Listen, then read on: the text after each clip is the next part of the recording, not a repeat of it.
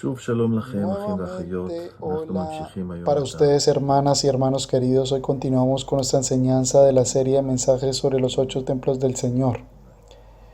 Y hoy vamos a hablar sobre el quinto templo. El quinto templo es un templo diferente a los 4 templos anteriores debido a que este fue construido de piedras vivas, que somos nosotros. Yo les quiero mostrar una serie de versículos que hablan sobre este templo. Entonces comenzaremos primero que todo en el Evangelio de Juan capítulo 2 versículo 19. Y en el Evangelio capítulo 2 versículo 19 Jesús le dice a la gente de Judá, a esos que discutieron con él, a los entendidos y demás, a los grandes sacerdotes y fariseos, va Jesús y les dice: Respondió Jesús y les dijo: destruid este templo y en 3 días lo levantaré. Él habla de su cuerpo. Él les dice que destruyan mi cuerpo, hablando de su cuerpo como el templo. ¿Y por qué un templo? Porque el templo era donde el Espíritu Santo preparó, y nosotros sabemos cómo el Espíritu Santo triunfó como paloma sobre Jesús en el momento en el que él salió del bautismo. Él se define a sí mismo como templo. La palabra del Señor lo define como la piedra del fundamento, como la cabeza de la esquina, y a nosotros como piedras que estamos puestos uno encima del otro.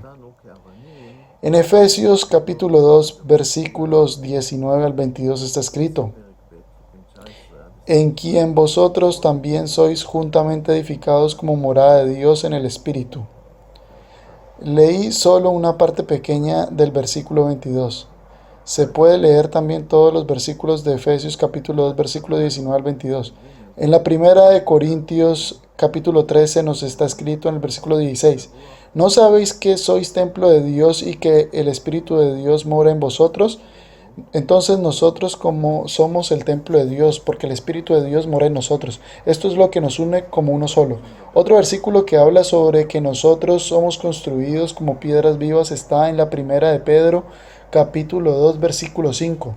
Vosotros también, como piedras vivas, sed edificados como casa espiritual y sacerdocio santo, para ofrecer sacrificios espirituales aceptables a Dios por medio de Jesucristo. Piedras vivas que están superpuestas como una casa. ¿Quién es el constructor de esta casa? Jesús es el constructor. Y para esto vamos a ir al Antiguo Testamento, a la segunda de Samuel capítulo 7.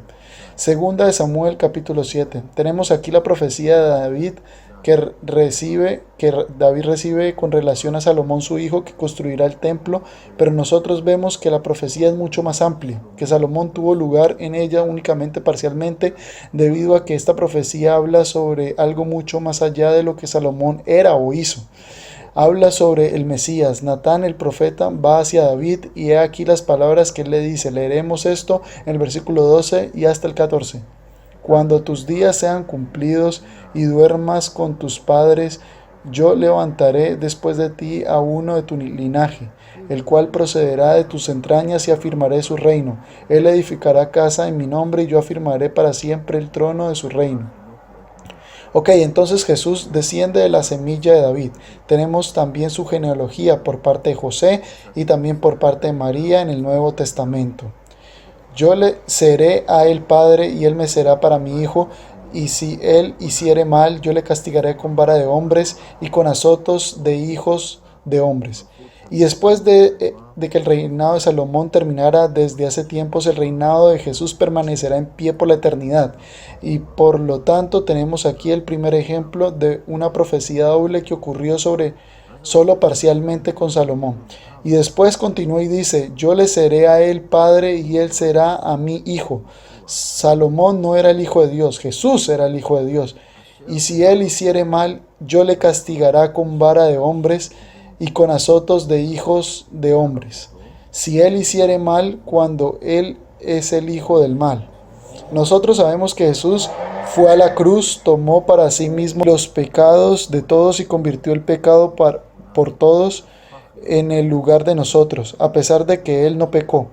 Por lo tanto está escrito: si él hiciere mal, cuando él se convierte en maldad, yo le castigaré con vara de hombres y con azotos de hijos de hombres. Con puños lo humillaron, lo azotaron, lo juzgaron.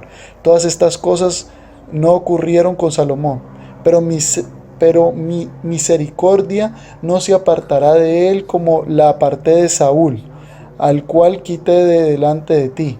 Y será afirmada tu casa y tu reino para siempre delante de tu rostro, y tu trono será eternamente. Nuevamente, 3 veces en esta profecía nosotros encontramos la palabra eternamente, para siempre, eternidad. Y Jesús es el Rey de Reyes, que será el Rey por la eternidad. Como todas estas cosas y como toda esta visión habló entonces Natán, hijo de David. Y aquí vemos que Jesús es el constructor.